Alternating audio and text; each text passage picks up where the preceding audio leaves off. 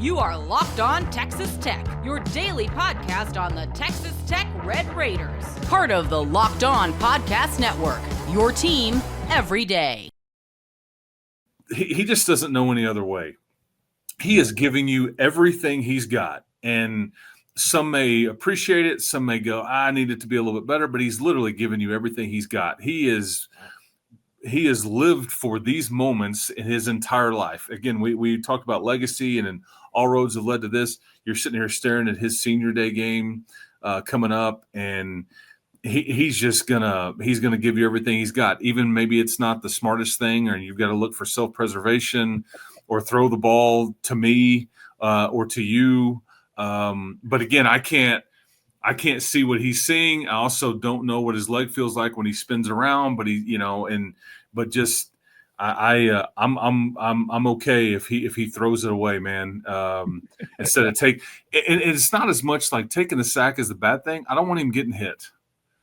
That's because you're flirting here, and your hopes lie with him, man. They just do.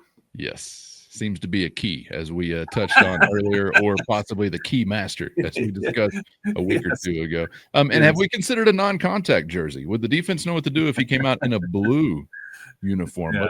I'm brainstorming here. Okay, before we get out of here, Chris, we've got to spend some time in Champaign, Illinois, at least in a frame of mind, because we're getting ready for a top 20 basketball collision week 2 of this regular season. And I want to get to some thoughts from Coach McCaslin on what they're going to face in Illinois. But first, let's go back, because I want to get some thoughts from you regarding last Friday night and the season debut, of course, of the reigning Big 12 Player of the Year, JT Toppin. Let's take a listen to Coach McCaslin talking about seeing JT for the first time this season. Does JT make the right play or what? I mean, like, honestly, he's got a good heart for our team, and he wants to make the right play. Like, he shot a couple that were difficult, and he was like, I saw him open. He really is aware of his teammates. He's awesome, man. And let's not take for granted. I mean, he had 31 and 14. I mean, let's not look at this and be like, well, JT he's playing. No, he's gotten better, and he'll keep getting better. And I do think we got to improve defensively. That's where Luke will really help him, and we can play him and Luke together, and that'll be tough for people to deal with. But everybody got a little taste of Lawan tonight too. But JT's, I thought his effort over the course of the game was good. I'd like to let Coach McCaslin know I am most not taking it for granted among all Red Raiders. 31-14. How about the debut for JT? Well, and he's going to have to play. He's going to have to be a baller tonight for you in Champaign here at the State Farm Center. But the thing about JT is that he got fouled 13 times. Sam Houston had a hard time with him. They tried to double him every time. He ended up with 4 assists, and more often than not, he finds the shooter passing out of the double team. Illinois tonight will potentially just single him up, and he needs to be able to go to work and be very efficient. But it's a really good player. He's a bit bigger. I think you could definitely see it. He should be able to defend on the perimeter a bit more. And like if you get in these pick and roll switches and he gets matched up on somebody that is out there on the wing, and he should be able to handle that in a one-on-one situation. He's handling the ball better. But that's what concerns me about tonight, Cowan, is that Illinois kind of had all their guys. They've played 11 guys so far in their 2 games, and they're not really dealing with anything. You are far from peak form. JT's just come back. You could tell he got a little tired, kind of cramped up. Lawan Watts, you could definitely tell he was not what you hope for him to be.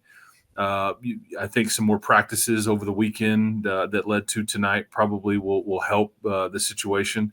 You don't know about Luke Mamboye's situation. You hear Grant, maybe he plays tonight, maybe he doesn't. But, boy, if you were going to pick a game to have him play, this would be the one early, because Illinois is big. You need some rim protection. Because ultimately JT is not – they don't want to view him as just a scorer and rebounder. I think he's trying to be a bit more well-rounded. And tonight that'll be stressed. Defensively, staying out of foul trouble. But you're giving up in your first 2 games. You're giving up way too much in the paint. You're allowing guys to penetrate the paint. You're not commanding the boards as much. Illinois is a plus 31 in their rebounding margin in their first two. They hadn't played really anybody like you have. This is a different animal. And so this is why you have Luke Mamboye, and, you don't have Mosley for another period of time. It doesn't look like. So you're potentially a Bamboye, but then like Toppin and Watts tonight, and somebody like Nolan Groves.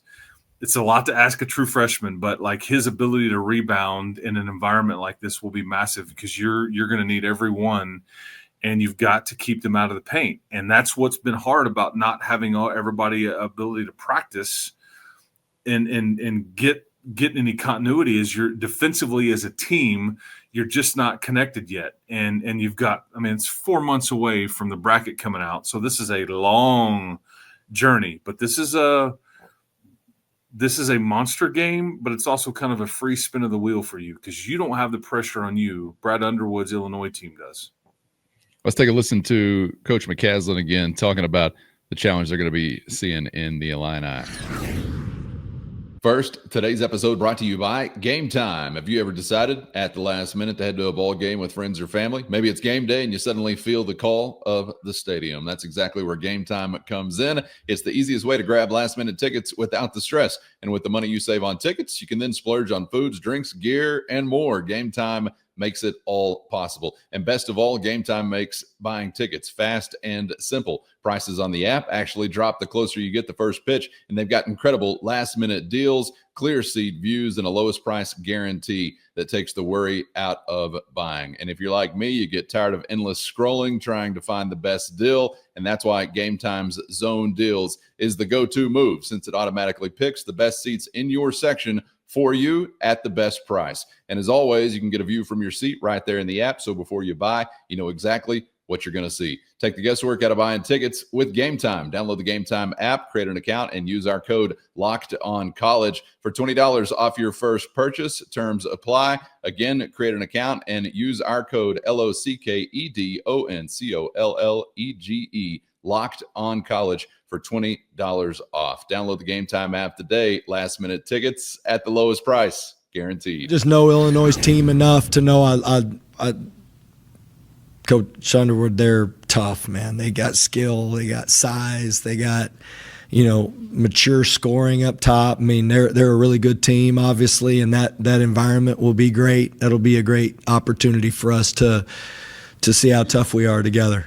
And playing on the road, there's nothing like it to see what your team's made of. And so I'm excited about the opportunity. McCaslin excited about an early season challenge. And, defensively, seems like Illinois has been fairly stout so far. I was seeing 30% or so for the opposition from the field to this point in the season. Of course, nothing like what Texas Tech is bringing to the table, but I'm loving it, by the way. This is kind of daunting in the second week of the season. I wish you had more time together. Yeah. But I love an early season test like this. Not many of these in recent years. Well, you're going to get dropped into the deep end of the pool tonight. This place is going to be totally packed. You've got some young players that really have never experienced this. You've got some group of five guys that, like Atwell and Brian and whatnot, that are going to need to play well. JT and Christian really need to be what they are, though, on a night like this and settle you in and all those things. What scares you too about Illinois is they score 113 points the other night on Friday night against Gulf Coast. They turn it over twice in the entire game. And that's when you're defending like that, you're rebounding like that, and you're taking care of the ball. Ooh boy. But Brad Underwood, his team has won 20 plus games, I think, every year since 2019. This is just The fun part about this, though, is that if it doesn't go well, it's okay. It's really not. It's a free spin of the wheel for you. But if you go get it done, it's quite the old feather in your cap. But the pressure is on the Illini to hold serve because it's them at home. This is a true road game. These are rare in the sport. Okay, next year when we're sitting here talking a year from now and we're talking about Illinois playing the USA. The pressure will be on you. It's a game that you will really need to win because of the dynamic. But, Yeah, we'll just kind of see what we get, and I just will. I'll mention this on the broadcast before the game starts, but I just remember last year Houston started out 4-3 on the season. Everybody's kind of freaking out. I think Kelvin's lost it. I don't think that the old Cougs are what we thought. They played for national championship. So. What about that last possession, though, Chris? I think I saw that during that 4-3 that they were going to struggle in that moment. Get a shot up, man. Yeah, you got to get a shot up. I mean, heave it. Remember that when they didn't get a shot up? I do remember that. Just throw it up there. Hey, what are your thoughts on Brad Underwood? I've found him entertaining from afar, but he's kind of like he draws maybe a polarizing reaction from some. He's intense. He's very animated. He sweats a lot. But he coaches hard. I think he and Grant have known each other for a long, long time. I just remember the last time that Tech faced a Brad Underwood team is when Chris Beard was here, and you had a good team, and Oklahoma State had lost 5 or 6 in a row, and they were supposed to be better, and it was a 11 a.m. game, and I remember Beard telling his guys before the game, this dude had them up here in the shoot around at 7 a.m. You don't think they're here today and they're going to be ready and all that? And they came out that day and they wore you out. And then they ended up going from like being 0-5 or 0-6 to start the league. Maybe it was even a bit more. And they ended up being like 8-8 in the league or 9-9 or whatever it was. And they ended up going to the tournament, and it was quite the turnaround, but it started in Lubbock.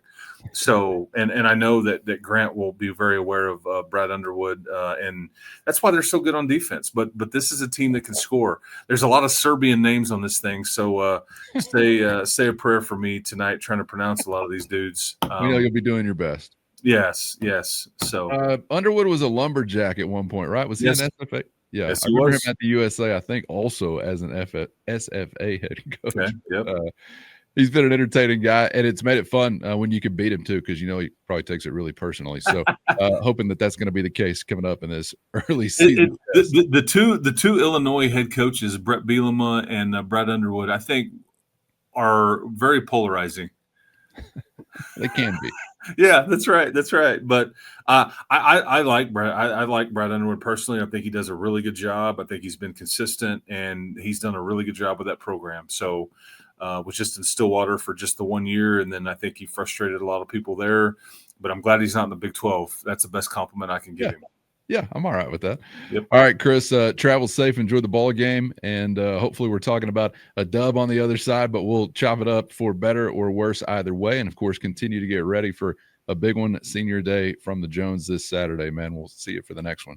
Protect the paint tonight and then play well early on Saturday. But we got more time to talk about it. We'll break down the whole Illinois fiasco or fun party this evening. And we'll spend some more time talking about this UCF matchup, man. So appreciate the time, everybody. Keep hope alive, and we'll talk next time. Get subscribed on YouTube or anywhere you get podcasts so you never miss an episode. Thanks to the Everydayers for always riding along, and the Matador Mob as well. Hit our show notes and find a link to a free 14-day trial. That's your direct line to Chris and myself with one-on-one text sent straight to your phone. For Chris, I'm Casey. Thanks as always for the time. We hope to see you back for the next round on Locked On Texas Tech.